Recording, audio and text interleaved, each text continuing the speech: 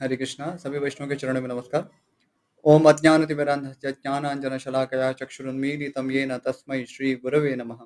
श्रीचैतन्यमनोभीष्टं स्थापितं येन भूतले स्वयं रूपः कदा मह्यं ददाति स्वपदान्तिकं।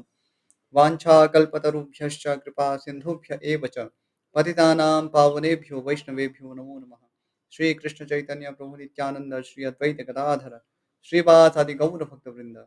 हरे कृष्णा कृष्ण कृष्ण हरे हरे, हरे राम राम राम हरे हरे। सभी वैष्णव का स्वागत है। आज की महाभारत कथा में हम वर्णन सुन रहे थे भगवान श्री नारद मुनि का।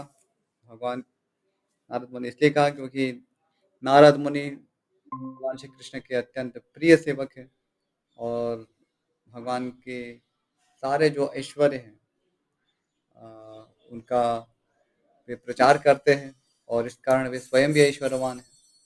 तो इसलिए कई बार भगवान के महान भक्तों को भी भगवान करके संबोधित किया जाता है। तो हम पढ़ रहे थे किस प्रकार से नारद मुनि कितने गुणवान हैं, असंख्य गुण हैं। यहाँ तो कुछ गुणों का यहाँ वर्णन किया है और इससे हम ये भी समझते हैं कि जो भक्त होते हैं तो वे केवल भक्ति करना ही नहीं जानते हैं। तो जो भी ज्ञान जरूरी है इस संसार में जीने के लिए, शरीर को टिकाए रखने के लिए, चाहे वो सोशल नॉलेज है या साइंटिफिक नॉलेज है, जो भी है, तो भगवत प्रचार के लिए, भगवत सेवा के लिए जो भी प्रासंगिक है वो सबको वो जानते हैं। तो एक दृष्टि से देखें तो जो भक्ति करता है उसके लिए कोई भी विषय अगम्य नहीं है। वो सारे विषय को उसके तत्वतः जानता है। हो सकता है उसको विस्तार से कितना जानना है वो तो व्यक्ति का जिस प्रकार से उसमें उस सेवा में या उस कार्य की जितनी आवश्यकता हो उसमें भेद हो सकता है। लेकिन उसको तत्वतः तो ज़रूर जानते हैं। तो यहाँ कभी प्रश्न चिन्ह नहीं हो सकता है भगवत भक्तों के लिए। यदि कोई विषय उनके सामने उपस्थित है तो उसके लिए अ,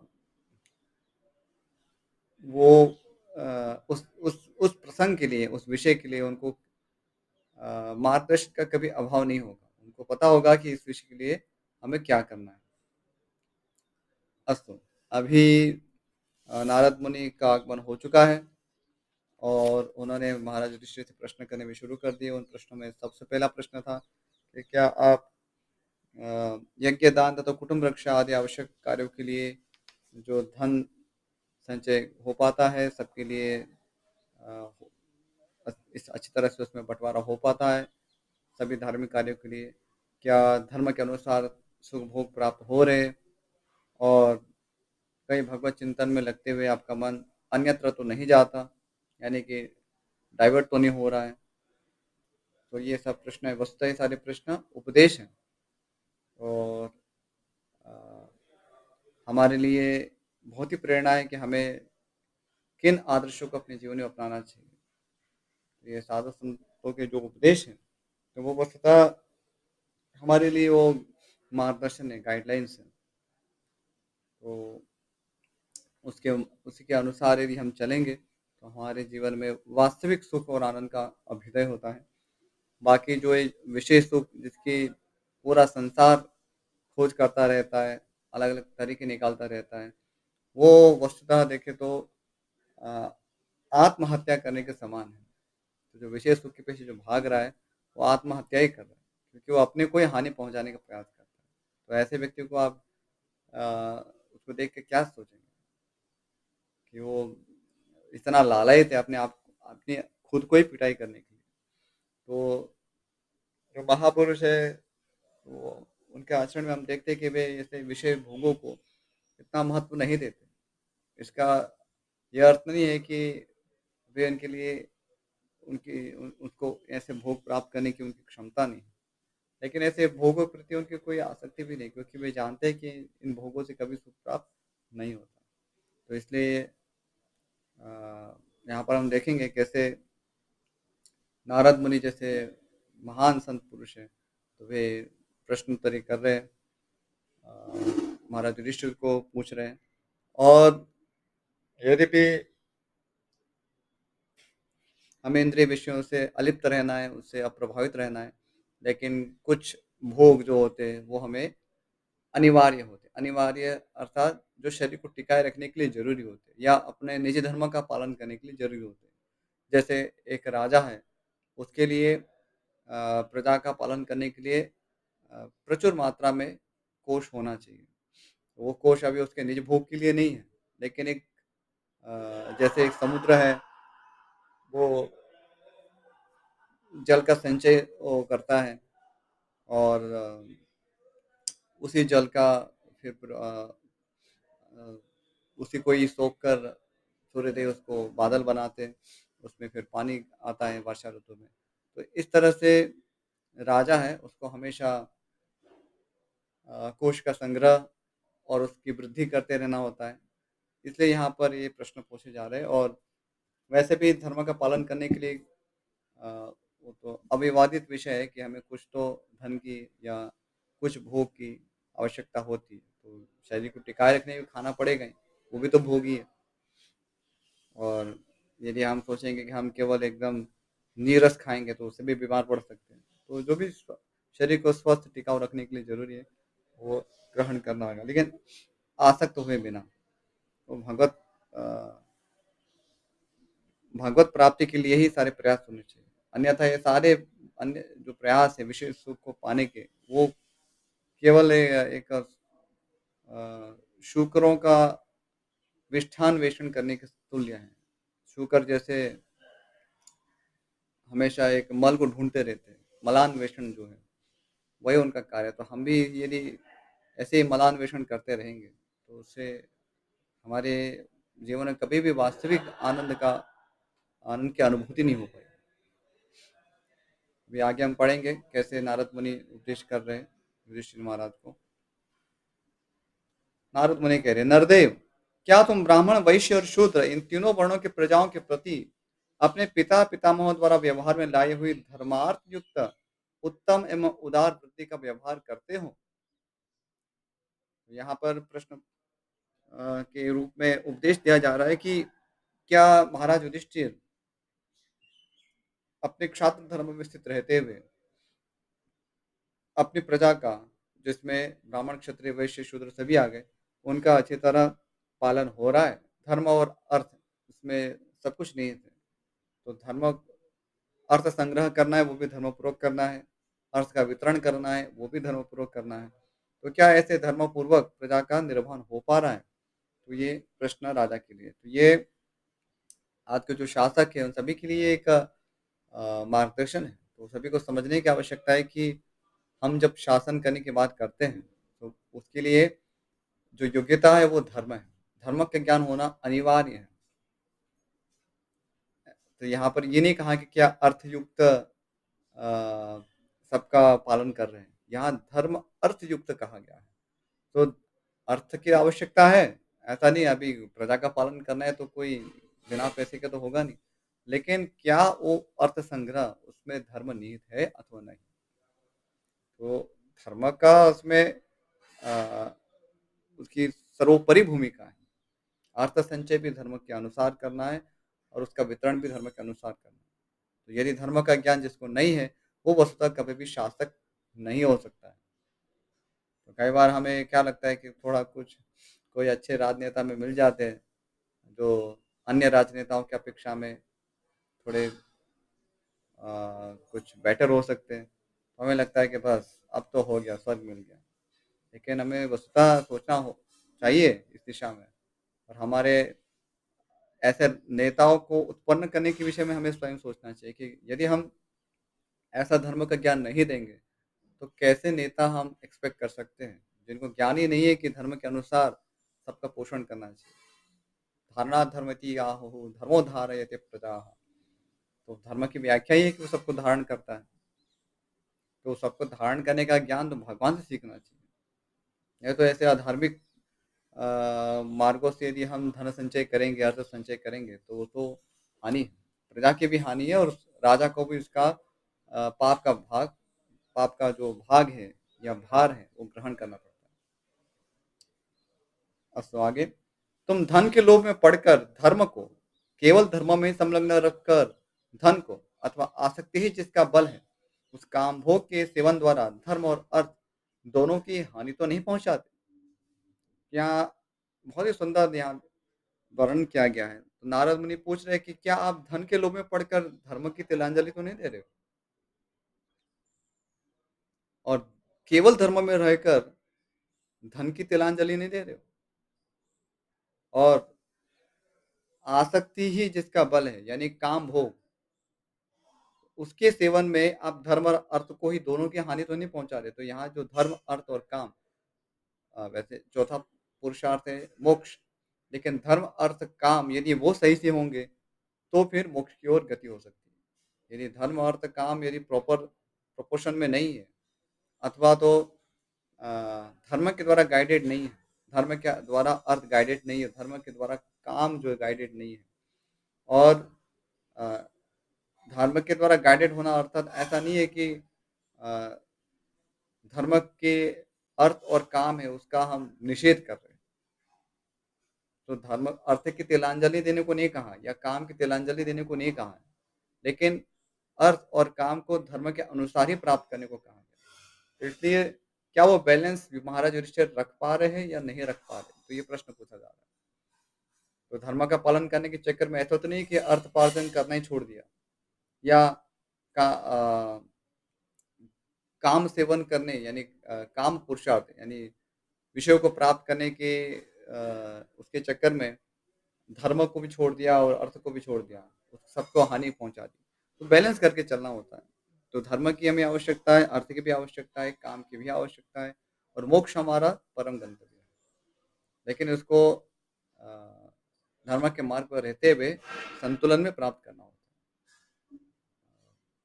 अर्थ और काम में यदि लगे रहेंगे, तो उससे पाप होता है क्योंकि अधर्म होता है, और धर्म में ही लगे रहेंगे और अर्थ काम प्राप्त नहीं होंगे, तो धर्म का पालन करने में भी कठिनाई उत्पन्न होगी।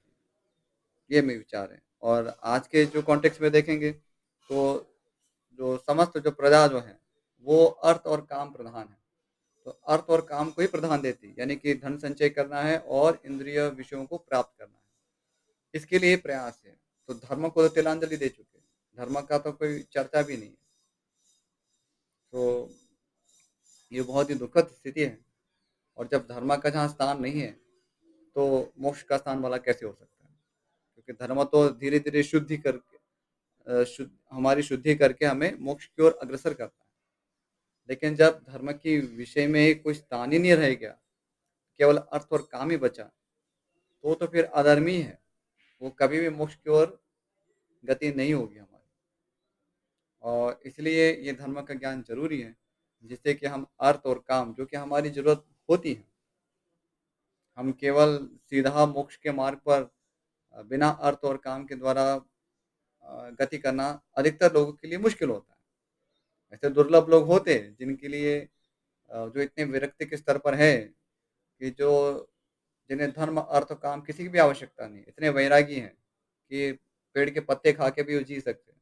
और अधिकतर लोगों के लिए तो ऐसा होगा नहीं। तो उनको अर्थ पैसे की भी आवश्यकता होगी, कुछ सुविधा की भी आवश्यकता होगी, काम की भी आवश्यकता होगी, अच्छे भोजन की भी आवश्यकता होगी, वस्त्रों की आवश्यकता होगी।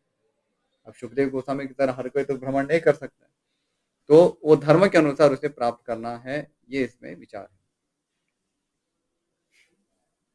अस्तु, आगे नारद मुनि कह रहे हैं, विजयी वीरों में श्रेष्ठ एवं वरदायक नरेश, तुम त्रिवर्ग सेवन के उपयुक्त समय का ज्ञान रखते हो, अतः काल के विभाग करके नियत और उचित समय पर सदा धर्म, अर्थ एवं काम का सेवन करते हो ना।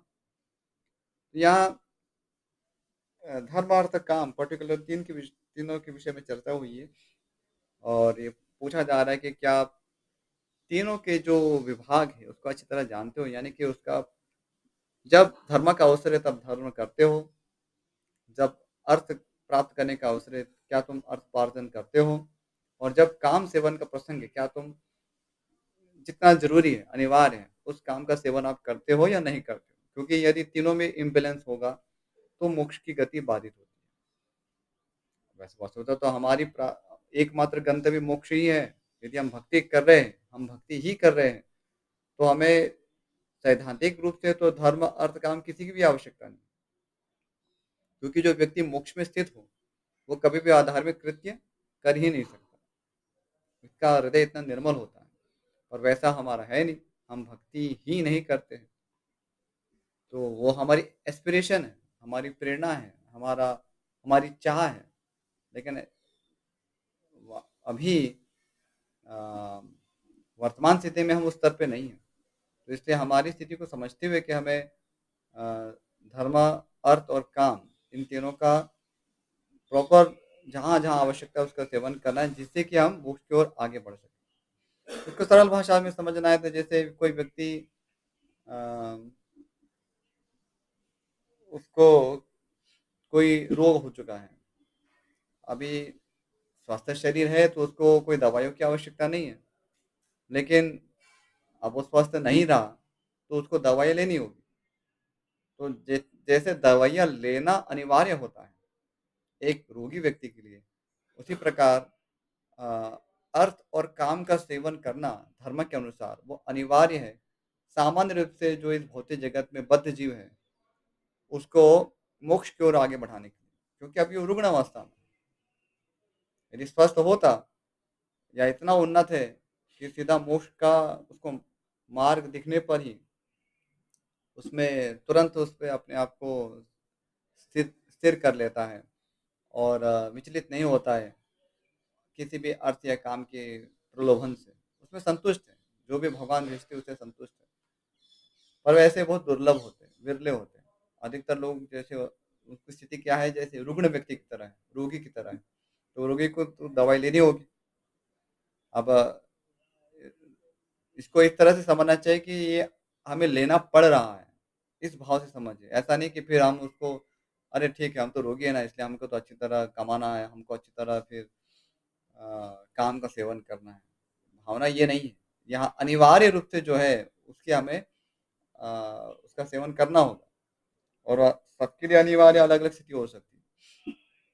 अभी कोई हर व्यक्ति अपने व्यक्ति के अलग-अलग स्तर पर है। तो किसी के लिए कुछ चीज़ बहुत सहज है इसको त्यागना, लेकिन किसी के लिए वो स्वप्न में भी वो नहीं त्याग सकता।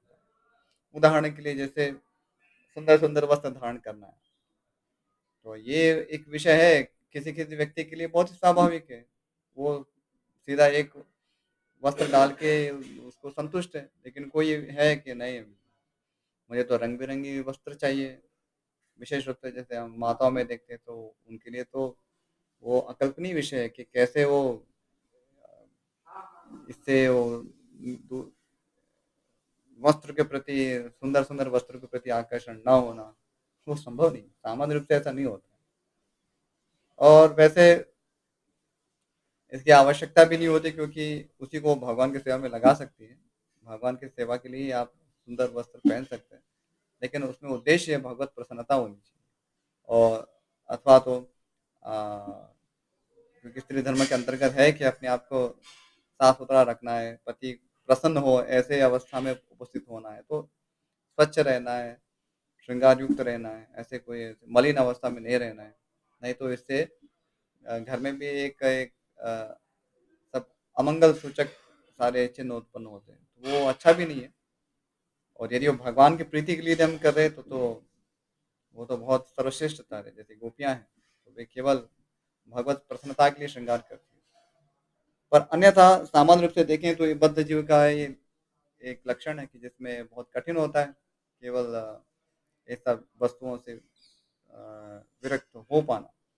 इसलिए उसको स्वीकार करना है कि ये हमारी अवस्था है और इसको हम यदि अनुकरण करने जाएँगे तो उससे हमें दिक्कत होगी। तो जिसको जो चीज़ें अनिवार्य लगती है, उसको वो ग्रहण करे और भावना ये हो कि ऐसी वस्तुओं से धीरे-धीरे हमें मुक्त होना है। ऐसा नहीं कि उसको लाइसेंस लेना है कि इसलिए हम तो धर्म के अनुसार तो अर्थ और काम हमें भोगते रहेंगे। यदि ऐसी चेतना है तो आप कभी भी वो धर्म आपको शुद्ध कर ही नहीं पाएगा।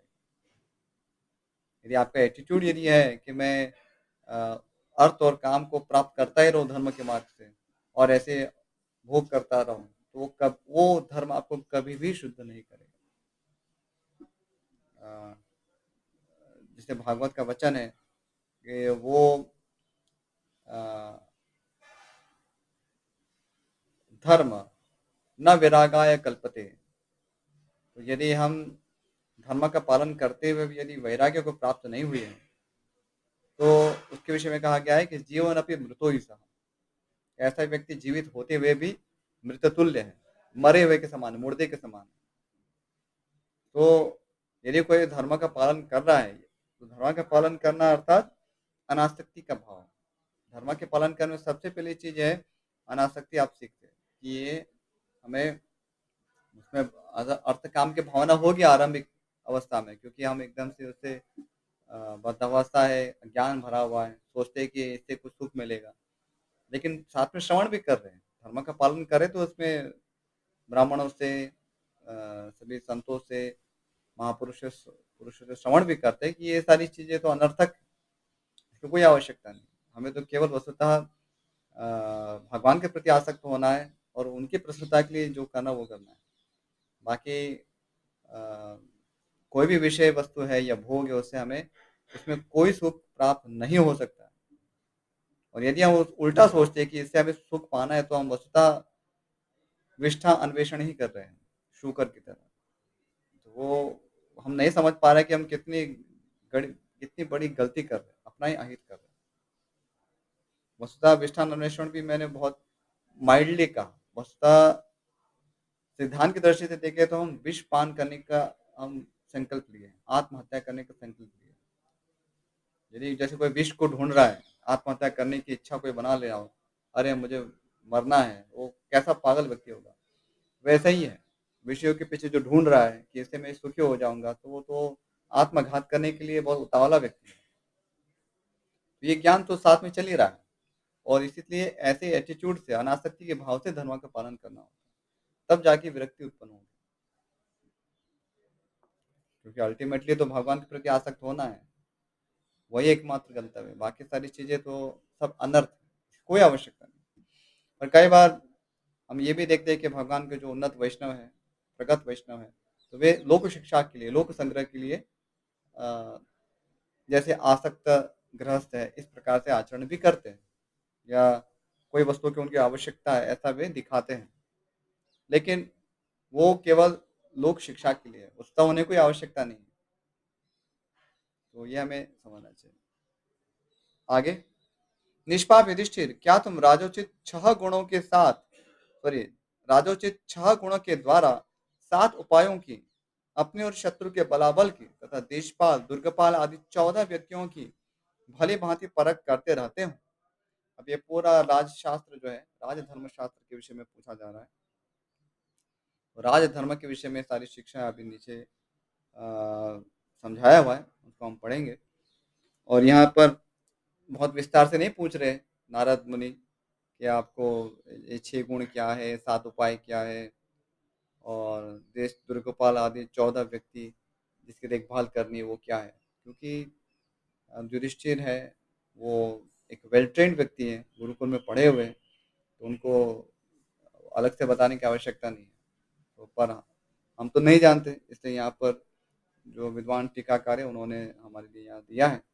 तो हम देखेंगे वो क्या राजोचित 6 गुण है, क्या वो 7 उपाय हैं, और अपने और शत्रु के बराबर बराबर का ध्यान रखना, और देशपाल, दुर्गोपाल आदि 14 व्यक्तियों का ध्यान रखना वो क्या है। तो किन 14 व्यक्तियों पर ध्यान रखना है, कौन से 7 उपाय करने हैं, और कौन से 6 गुण राजा में होने चाहिए, अभी उसको पढ़ेंगे। ओके, राजा में 6 गुण होने चाहिए, तो कौन से है? व्याख्यान शक्ति, व्याख्यान शक्ति अर्थात बोलने की कला आनी चाहिए। तो कैसे विषय को प्रस्तुत करना है, तो ऐसा नहीं केवल प्रवचन क्षमता की बात नहीं हो रही है, क्योंकि राजा को बहुत सारे गंभीर विषय प्रस्तुत करने होते हैं, तो उसको बहुत सारे चीजें बैक ऑफ माइंड ध्यान में रखते हुए कि इसका क्या आगे भावी परिणाम होगा, उसको समझते हुए वचन बोलना होता है। तो वाक्य प्रयोग में उसको बहुत ही पटु होना चाहिए। दूसरा क्या? प्रगल्भता। प्रगल्भता यानी एक, यूं कहें तो गंभीर व्यक्ति होना चाहिए।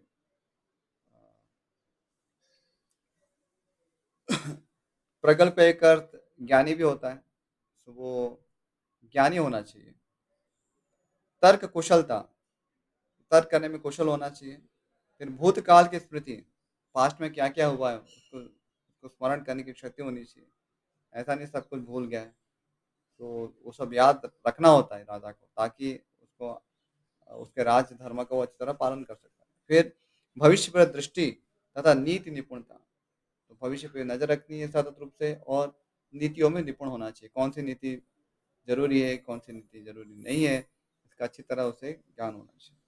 7 उपाय बताए गए हैं, जिन 7 उपायों को करना होता है राजा को। वो 7 उपाय है मंत्र, औषध, इंद्रजाल, साम, दान, दंड और भेद। तो 4 तो हम बहुत प्रसिद्ध रूप से जानते हैं, साम, दान, दंड और भेद। और 3 जो बताए मंत्र, औषध और इंद्रजाल। इंद्रजाल यानी कि जादू की कला, तो वो भी ज्ञान उसको ज़रूरी है, क्योंकि कई बार शत्रु को वश में करने के लिए इंद्रजाल का भी प्रयोग करना पड़ सकता है। औषध का प्रयोग भी करना पड़ता है। ऑब्वियसली आप जब फाइट कर रहे हो तो आपको शरीर को क्षति होती है, तो औषध ज्ञान ज़रूरी है। मंत्र ज्ञान, बहुत सारे ऐसे दिव्यास्त्र हैं, उसके लिए आपको मंत्र ज्ञान भी होना चाहिए। और स्वास्थ्य रक्षा के लिए भी कई मंत्र होते हैं, तो ये सारे चीज़ें उसको जानना ज़रूरी है। और फिर साम, दान, भेद और दंड। साम यानी कि समझाना, किस प्रकार से कहीं पर कॉन्फ्लिक्ट हुआ है, तो कैसे समझा-बुझा कर स्थिति को नियंत्रण में लेना। फिर दान, दान यानी कि कुछ भेंट देकर शत्रु को वश में करना, अथवा तो जिनके साथ भी असहमति हुई है, उनको दान देकर, कुछ गिफ्ट देकर उनको वश में करना।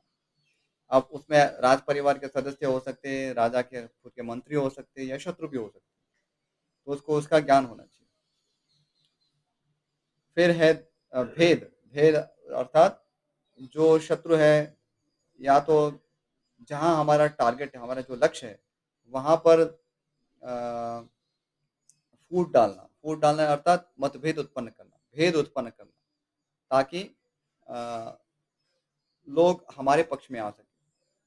तो हमारे वो राजा के खुद के पक्ष में भी ऐसा हो सकता है और राजा शत्रु के पक्ष में भी ऐसा कर सकता है। तो अपने पक्ष में करने के लिए इस प्रकार से वो फूट डालने की कला उसको आनी चाहिए, जिससे कि वो भेद उत्पन्न कर सके, अलग-अलग ग्रुप कर सके। क्योंकि यदि मान लीजिए कोई ऐसा तगड़ा कोई ग्रुप है जो राजा का विरोध करना चाह रहा है और राजा को ज्ञात है कि ये वस्तुतः धर्मसंगत नहीं है, ये नीति जो है धर्मसंगत नहीं है।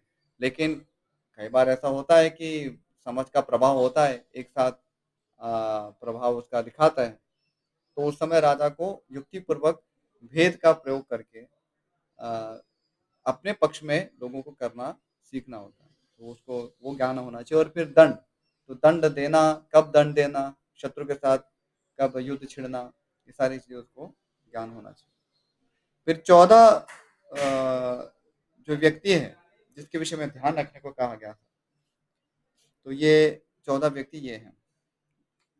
परीक्षा के योग्य 14 स्थान या व्यक्ति नीति शास्त्र में इस प्रकार बताए गए। तेषु दुर्गम रथो हस्ति वाजयोधाधिकारिणः अंतःपुराण अंतःपुराण पुराण गणना शास्त्र लेखन धनासव। तो ध्यान से सुनिए, तो किन पे दृष्टि रखनी है, किन 14 वस्तुओं पे राजा को दृष्टि रखनी होती है। तो पहला है देश, यानी अपना जो एरिया है, टेरिटरी है।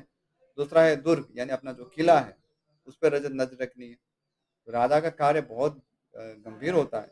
ऐसा नहीं कि हम खाली बाजे बाजे गाजे सुनते हो, कितना सम्मान होता है, लेकिन देखिए कितनी चीजों पर एक एक सामान्य व्यक्ति को तो केवल अपने घर का सोचना है, लेकिन राजा को संपूर्ण प्रजा का सोचना है। देखिए कितना दायित्व होता है। देश पे, अपने अपने टेरिटरी पे नजर रखनी है। दुर्ग, अपने किलों पे नजर रखनी है। रथ, अपने कितने रथ है उस पे नजर रखनी है। हाथी की संख्या कितनी है, उनका मेंटेनेंस हो रहा है नहीं हो रहा है, सब देखना है। घोड़े, फिर शूर सैनिक, बलवान सैनिक जो है, जो योद्धा है, उनके वो लड़ने वाले हैं, उन पे नजर रखनी है। अधिकारी, तो अलग-अलग राज्य के जो अलग-अलग कार्य के लिए अधिकारी नियुक्त किए गए, उन पे नजर रखनी। अंतःपुर, विशेष रूप से जो रानियों का निवास स्थान होता है, उन पे नजर रखनी। अन्न, यानी कितना अन्न का भंडार है, कोष कितना है, विशेष रूप से अन्न का संग्रह कितना हुआ है, क्योंकि हमेशा राजा को संग्रह करते रहना होता है, क्योंकि कभी भी आपात स्थिति आ सकती है। बहुत ही जगह थे, कभी बारिश हुई नहीं हुई, ऐसा हो सकता है। यदि सामान्य रूप से ऐसा नहीं होता यदि हम धर्म का पालन करते हैं। यदि राजा धर्म का पालन करते हैं, तो वो धर्म का पालन प्रजा से करवाएगा भी, बलात् करवाएगा और जो धर्म का पालन नहीं करते उसको दंड भी देगा। तो धर्म के पालन से वृष्टि समय पर ही होगी। लेकिन कभी ऐसा हो गया कि राजा से अनजाने में कोई दोष हो गया या अन्य किसी कारणवश इस प्रकार से कोई दुष्कृत्य हो गया है, जिसके कारण देवता रुष्ट होकर वहाँ वृष्टि नहीं कर रहे हैं, तो उसके पास आपातकाल की स्थिति होनी चाहिए। या अथवा शत्रुओं ने आक्रमण कर दिया, उससे कुछ राज्य की हानि हुई है, तो उसका भी भरपाई करने के लिए उसके पास पर्याप्त अन्न होना चाहिए। फिर गणना, तो उसका जो भी अकाउंट्स है, उसकी भी दृष्टि होनी चाहिए।